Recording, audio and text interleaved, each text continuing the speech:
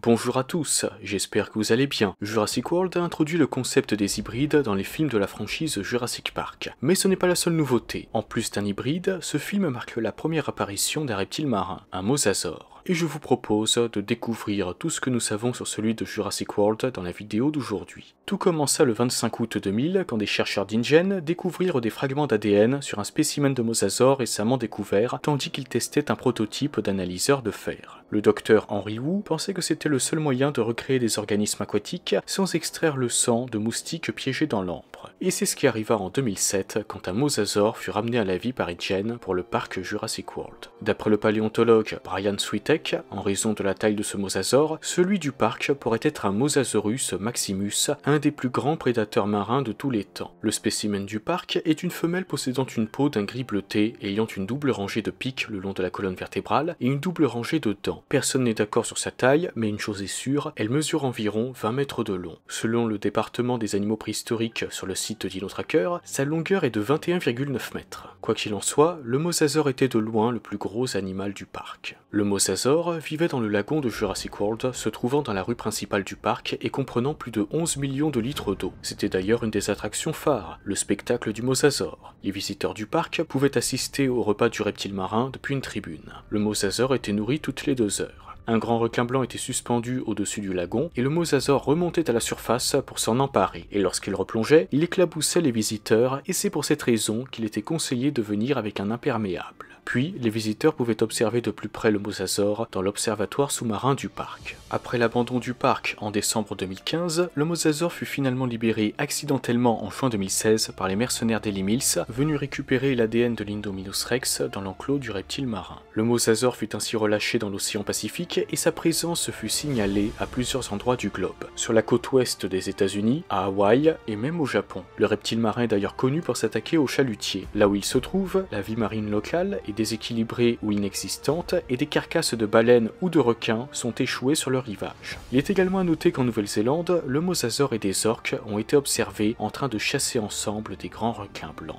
Voilà tout ce que vous devez savoir sur le mosasaure de Jurassic World. De votre côté, n'hésitez pas à me partager votre avis sur celui-ci, c'est avec plaisir que j'en discuterai avec vous. Pour la petite anecdote, Paul Liu d'Industrial Light and Magic, qui a sculpté le modèle 3D du mosasaure, a utilisé des tortues, des crocodiles, des baleines et d'autres animaux qu'il pouvait trouver sur internet en tant que référence lors de la création de son ventre et de son dos. ILM a délibérément agrandi le mosasaure de Jurassic World par rapport à son homologue réel pour le rendre suffisamment grand pour le combat final avec l'Indominus Rex à la fin du film.